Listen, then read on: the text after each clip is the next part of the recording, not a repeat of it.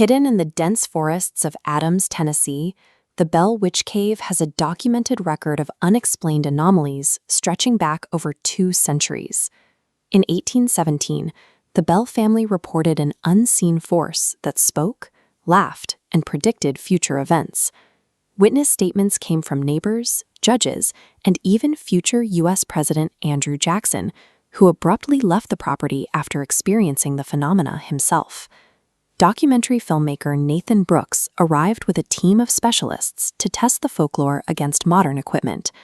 But as they approached the entrance on a warm summer evening, they noticed the surrounding woods were completely silent. No birds, no crickets, and no wind.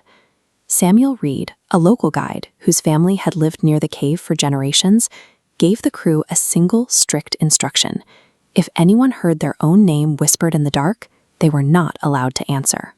Ignoring centuries of localized fear creates a dangerous vulnerability once the environment begins to disorient the team. The technological failures began before they even stepped inside. A drone launched to capture aerial footage suddenly crashed near the entrance, despite showing no mechanical errors. Moving underground, the crew navigated narrow, twisting stone passages. Damp rock and a steadily dripping ceiling quickly isolated them from the outside world. About an hour into the descent, the historian of the group noticed hundreds of perilous scratch marks covering one of the tunnel walls, as if someone had desperately clawed at the stone over many years. Samuel refused to walk past them.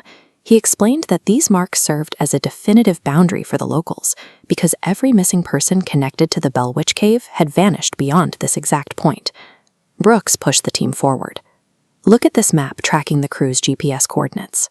While physically standing deep beneath rural Tennessee, their devices suddenly malfunctioned and shifted their exact location to the middle of the Atlantic Ocean. Stepping past the historical scratch marks meant leaving reliable physical geography behind. The team had entered an environment where spatial logic and modern navigation no longer applied. Checking a digital audio recorder, the team's audio specialist heard the distinct sound of children laughing deeper in the cave. The laughter echoed through her headphones before ending with a single whispered word: Nathan. The passage soon opened into a massive underground chamber. At its center, a perfectly still pool of black water reflected their headlamps, surrounding a single weathered wooden chair resting in the mud without any footprints leading to it. While adjusting another microphone, the audio equipment played back the sound of the crew screaming. The recording captured their exact terrified voices, predicting a reaction seconds before anyone in the cavern had actually made a sound. Then, the screams happened exactly as recorded. Every headlamp failed simultaneously, plunging the chamber into complete darkness. Something heavy splashed in the pool, and the sound of dragging footsteps began circling the crew in the pitch black. By plunging the environment into darkness and manipulating acoustics, the location systematically stripped away the crew's reliance on their high-tech gear and spatial awareness, leaving them completely vulnerable. Through the digital screen of the videographer's camera, a figure appeared on the opposite shore of the pool. A woman wearing an old 19th century dress smiled directly into the lens, visible only through the electronic viewfinder. The environment escalated its assault as multiple voices drifted from the surrounding darkness, repeating each crew member's name. The whispers grew in volume and intensity until it sounded like a massive crowd surrounding them. Reviewing the live audio feed, the team realized these weren't random acoustic phenomena. The chanting voices matched perfect, synchronized copies of the crew's own voices, recorded during their equipment checks earlier that day.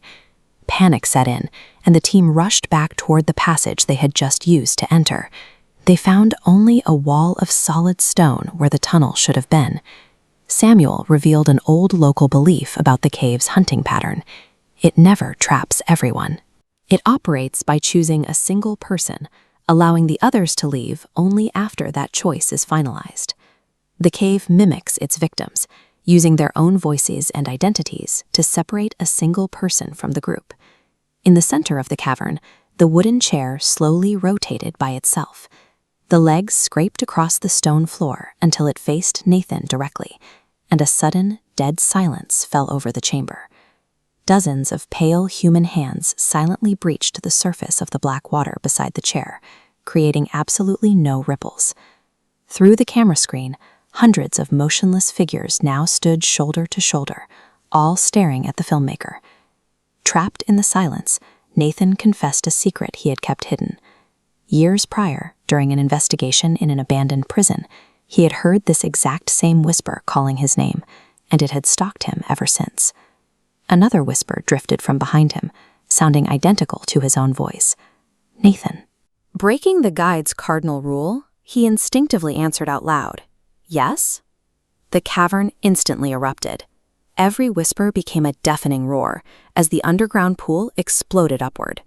The wooden chair collapsed into the churning water, and the last remaining emergency lights died completely. The voice Nathan carried since his time in the prison used the cave's unique environment to finally bridge the gap between a whisper and a physical abduction. The videographer's camera was the only device left recording. Through its screen, she watched Nathan step onto the surface of the underground lake and calmly walk across the black water, disappearing into the total darkness at the far edge of the cavern. For 12 days, federal investigators and search teams explored every mapped section of the cavern system. They found no trace of him.